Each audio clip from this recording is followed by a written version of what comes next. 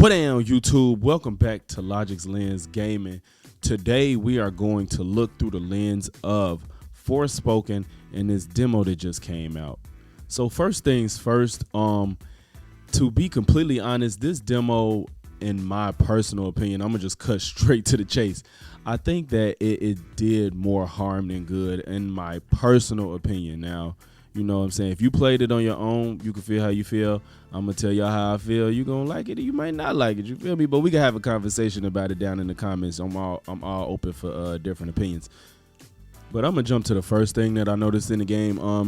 The graphics, granted, I think I don't have the best TV I can possibly get right at the moment. But if I'm going to compare it to some of the other games that I'm playing, hell, even Fortnite with the new Unreal Engine 5, the graphics are they're good. You know, I didn't see anything that stood out, and I did try playing it. It got three different modes for performance and graphics. You got ray tracing mode, you have performance mode, and you have quality. It's performance quality, I believe. Ray tracing and graphics mode, which gives you the best, graphics at a lower FPS, of course, which is fine. I'm not mad at the three different modes, but even just cycling through all three of them and playing the game, it just didn't feel like a next gen game. And I know it's a next gen game, but graphically, I didn't get that when I went to the graphics mode. I didn't feel that. It still gave me, high end PS4 graphics, and it didn't do much for me. It's not diminishing the quality of the gameplay or anything or what you see on the screen.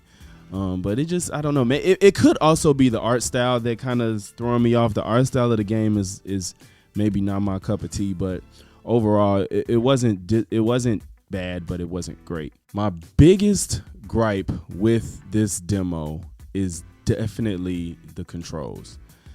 I know we're just now getting going in a new gen of gaming, and they're probably trying to be real innovative and make the most out of this dual sense and make the most out of the gameplay and the feel of the game. They probably wanted to stand out, and I can respect the innovation and the attempt for something new, but the controls are a steep hill to climb, in my opinion.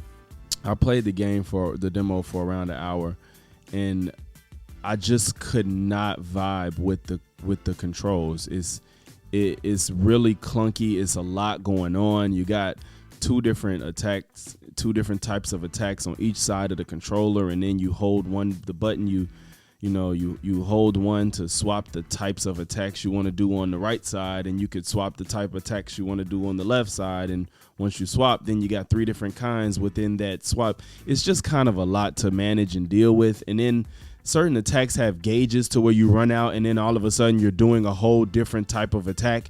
I don't know. It's really hard to figure out what was going on, because you're trying to fight enemies. Mind you, I'm playing on easy because I started on normal, and I felt completely overwhelmed with the controls. The controls made me feel like I was a fucking bum, and I was like, okay, let me just put this on easy so I can kind of get a feel for it. And even on easy, yes, it was easier and I wasn't dying, but it just didn't feel right. It didn't feel good, and I think that if a game doesn't feel good, it's hard to enjoy it no matter what's happening on the screen. Because to be completely honest with you, what was happening on the screen could be very enjoyable. What I was seeing was enjoyable. It's really cool the way she moves while she attacks. She does a lot of parkour in her attacks, and the dodging, how she can go from hitting one person and jumping over them in the air, and she can then attack somebody else next. Is really impressive. The flow of the gameplay and the way she moves. But as far as what you're doing when you attack and just losing this magic, so once you run out of this magic, it goes to the next set of magic that you have that's available, and then you start using that, and you may not even have known it because it's in the corner and you're trying to watch yourself attack. So I can only imagine trying to play this game on a harder difficulty. It was so distracting that I don't even know if I can sit here and honestly say that a button remapping will help. I didn't try it, and I don't think that there's enough time. Even the demo is that's the game. That's what we're gonna get. Anything that gets changed or fixed is probably gonna be so minor that we wouldn't notice it either way. So I don't know if that's something that can be easily remedied. And I know it's not just me. I had a couple friends that also played it too, and it was like, yeah, it's cool, but I just cannot get with these controls. It just kind of felt akin to wanting to have different play styles within one person, but the way they implemented it is if you have to keep both at the same time, and I think that might be to his detriment. Like, you know how when certain games you could play, like you want to be a tank, you want to be an assassin, you want to be, support and all that type of stuff. I think that they could have done something like that, and you can switch between those in its entirety. I think that would have worked way better to where, they have support magic and then they have attack magic. I forgot the technical terms in the game, but something like that. Basically, the left side is like support, where you do your earth attacks, where you can control the earth, you can control water, you can control plants and stuff like that. So, and then the right side is just regular magic, and then within that, you get the magic that Frey has on her own, and then the magic that the bangle that she wears has his magic too. So, I think that that kind of works on the her magic and his. It kind of works, but it still gets a little clunky a little bit. But I think that just changing it entirely to where it's like, okay, you want Frey's magic, or do you want your earth attacks? And all of that you just that's what you're swapping to, versus swapping on each side, and then on each side there's different types of moves you can do on each side. And then with it running out of magic, it's just harder to manage all that. It's like I'm too busy thinking about, am I even going to be able to do this next attack because I just ran out of this type of magic and now it's going to jump, so I have to change up my play style mid game, and that's not ideal. It's not fun. There wasn't too much about the story that they told.